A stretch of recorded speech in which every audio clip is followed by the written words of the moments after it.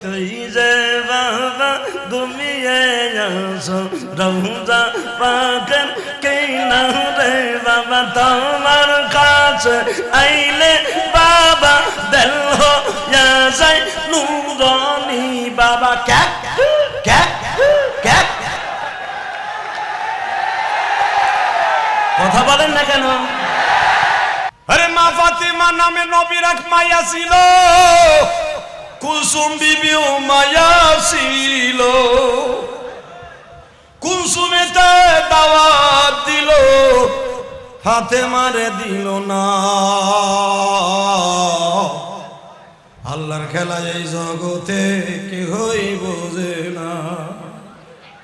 আরে ফাতেমারে দাওয়াত নাহি দিল, খাবার সবই পাথর হইল। আরে বাবা রে বাবা, সে কি ঠেলা! দেখি আমার চাষি সুদ্ধা কাম দে, আর আমার আহুন চাষি কাম দে মেয়ে হাসো।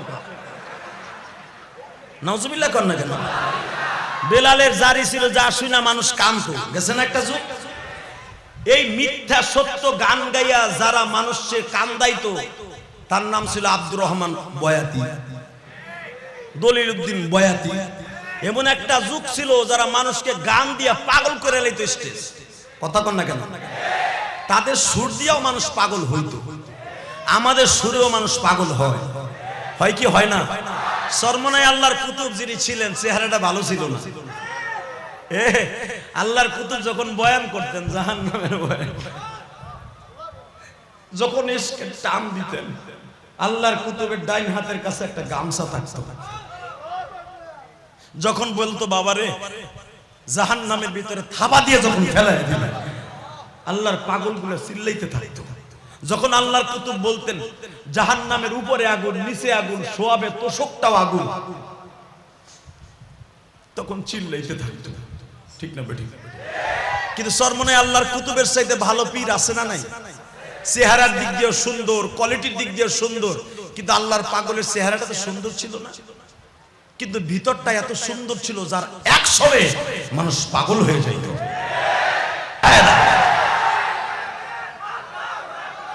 আল্লাহ কবুল করুক। জোরে কোন আমিন, আরো জোরে বলেন আমিন। একসাথে বলতে হবে এই জমিন কার? আরো জোরে বলতে হবে, দুহাত জায়গায় বলতে হবে কার? ওই আল্লাহ আছে না নাই? ওই আল্লাহর কাছে পানাহ চাচ্ছি, জোরে কোন মারহাবা। আল্লাহ মাহফিলকে কবুল করো। আল্লাহ মাহফিলকে যারা আয়োজন করেছে তাদের সবাইকে মাফ করো। আল্লাহ মাহফিলকে, হাফিজ হুজুরের এই পবিত্র জমিনকে তুমি ভণ্ড মুক্ত করে দাও। আল্লাহ আমাদের দোয়াকে কবুল করো। একসাথে বলতে হবে সমস্ত প্রশংসার মালিককে। এখানে আসার সুযোগ কে দিয়েছেন? যাইবার সুযোগ কে দিবেন? ওই আল্লাহ আছে না নাই? ওই আল্লাহর কোরআন থেকে আমি তেলাওয়াত করব, আপনি আমার সাথে তেলাওয়াত করবেন। রেডি? যদি কোরআন তেলাওয়াত করেন খুশি হবে কে? ওই আল্লাহর কালাম যার জবান দিয়ে উচ্চারিত হবে, ওই মানুষটা কোনোদিন বেঈমান হয়ে মরবে না, ইনশাআল্লাহ বলেন। আলোচনা যত সময় চলবে, থাকবেন না ভাগবেন?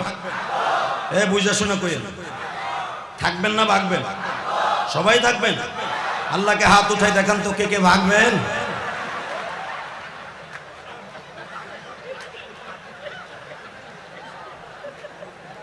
যারা দাঁড়ায় আছে ওরা এমনি ভাগবে।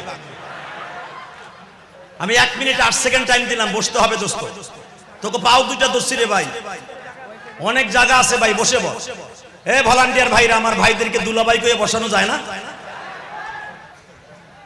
এই দাও, এখন আর একটা মকার মতো খারাইতে চিন্তা ভাবনা করছে, বমুখী বমু না, জামুখী জামু। আরে কপাল ভালো হবে রে ভাই, বসে পড়ো না রে ভাই। আল্লাহ কবুল করে জোরে কান আমিন। আমি আমার মাবুদের কোরআন থেকে তেলাওয়াত করব, উলামা ইকরামও করবে, আপনিও করবেন।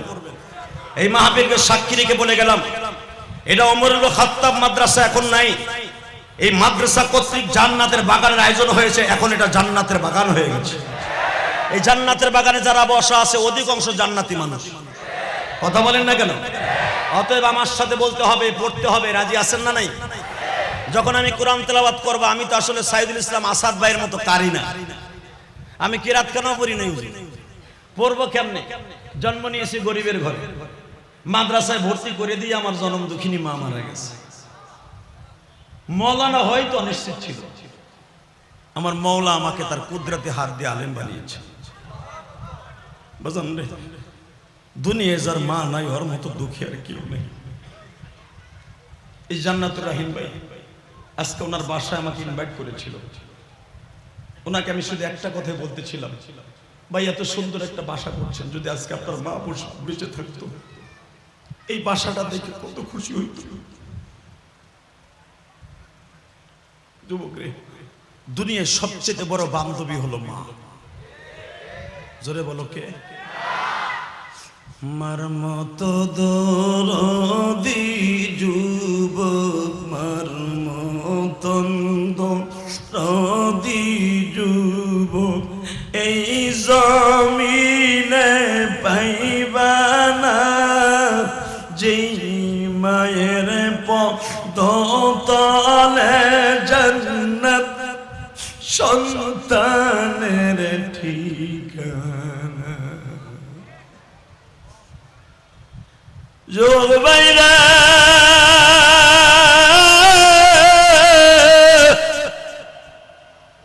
তুমি যত বড় আলেম হও, মুহাদ্দিস হও, মায়ের হক যদি আদায় না করে দুনিয়ার থেকে বিদায় নাও, তোমার চাইরানার কোনো মূল্য নাই। এই জন্য আমার বিশ্ব নবী বলেছেন, সাহাবীরা রে, হুমা জান্নাতুকা ওয়া নারুকা। এই যে আমরা আলেম হয়েছি, অধিকাংশ আলেম মায়ের কেন পাগল জানুনি?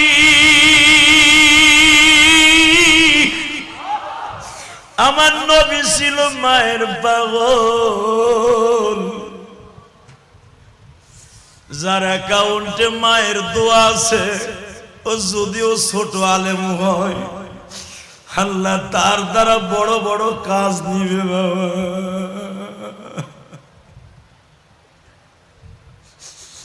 যাদের অ্যাকাউন্টে বাবার দোয়া আছে, তাদের দ্বারা আমার আল্লাহ এত দামি দামি কাজ দিবে কল্পনাও করতে পারবা না। তার জ্বলন্ত প্রমাণ আমি দিয়ে যাই। আজকের মাহফিলে যে সমস্ত উলামায়ে কেরাম স্টেজে বসে আছে, সবার চাইতে আমি ইলমের দিক দিয়েও ছোট, আমলের দিক দিয়েও ছোট। আজকে আমার মাওলা কেন আমার প্রধান অতিথি বানাইলো?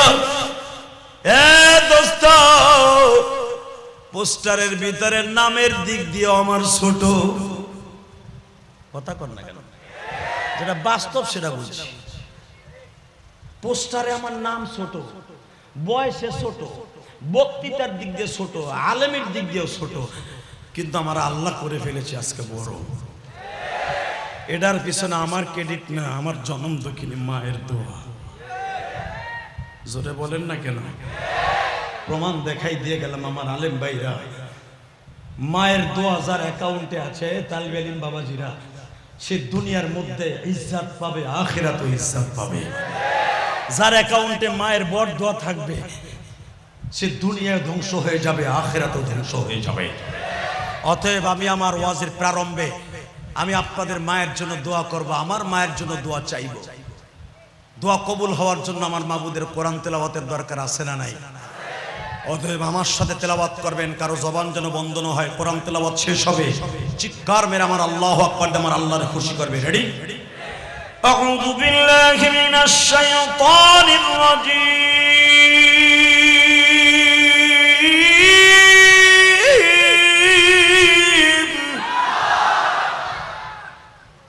বিসমিল্লাহির রাহমানির রাহিম।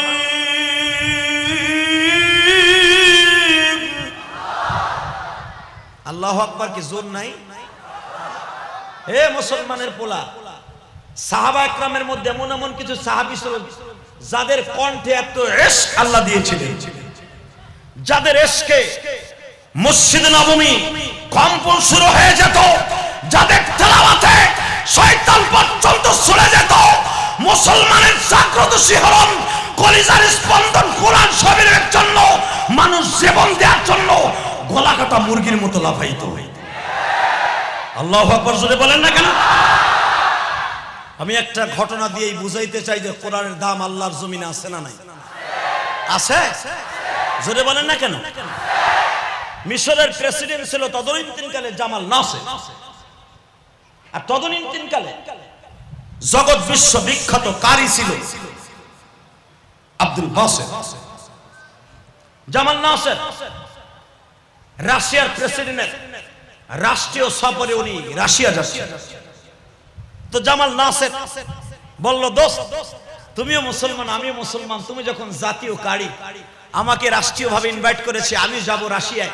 রাশিয়া যদিও খ্রিস্টানের এলাকা, তুমি মোল্লা মানুষ, আমার সাথে থাকলে আমার ভালো লাগবে।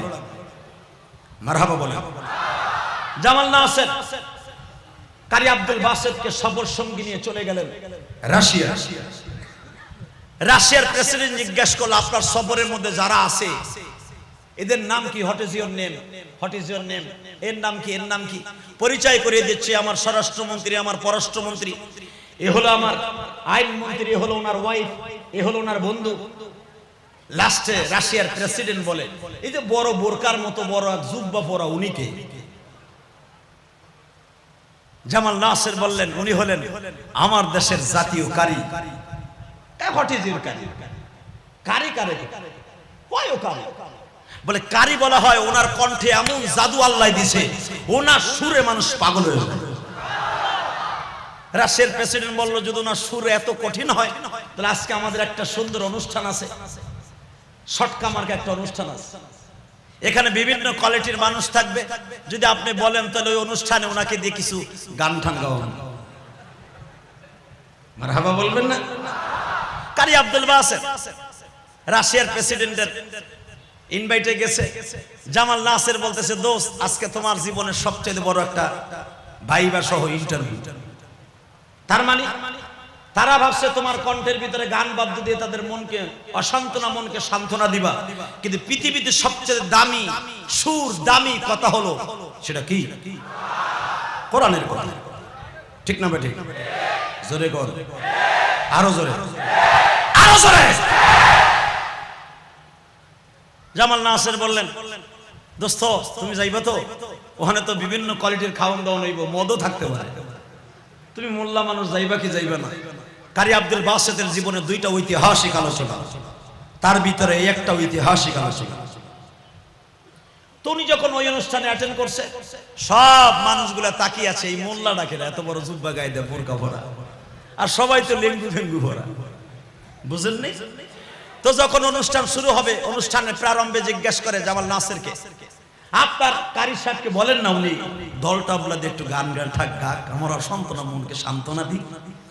জামাল নাসের বলে, আমি যে কারি নিয়ে আসছি, গীতিকার সুরকার নিয়ে আসছি, কণ্ঠশিল্পী নিয়ে আসছি, ওনার ঢোল তবলা লাগে না, ওনার এমন সুর, উনি যা বলবে তাইতেই পাগল হয়ে যাবে।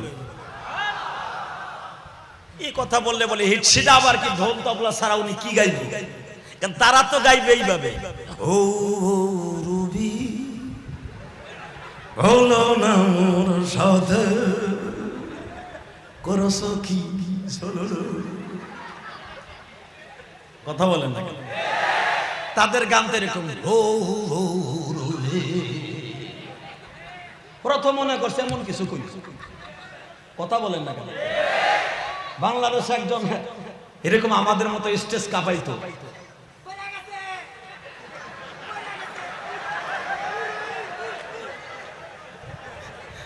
ও পাগলায় কয় মরে গেছে, ওর মুরিদা ছিল, ওর পীর মরে গেছে। দেখেন না, যার কণ্ঠে এত এই খামোশ, যদিও লোকটা নাজায়েজ অবস্থা মানুষের মনকে সান্ত্বনা দিত, মানুষগুলা যদি তার কণ্ঠের জাদুতে সান্ত্বনা না পাইতো তাহলে শয়তানের আকড়া হইয়া তার গানে নাচতো না। কথা বলে না কেন?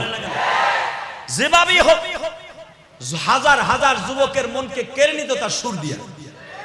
কথা বলে এ বাবা, তো নাম আমি বলতে চাই না, আপনারা সবাই চিনে ফেলছে।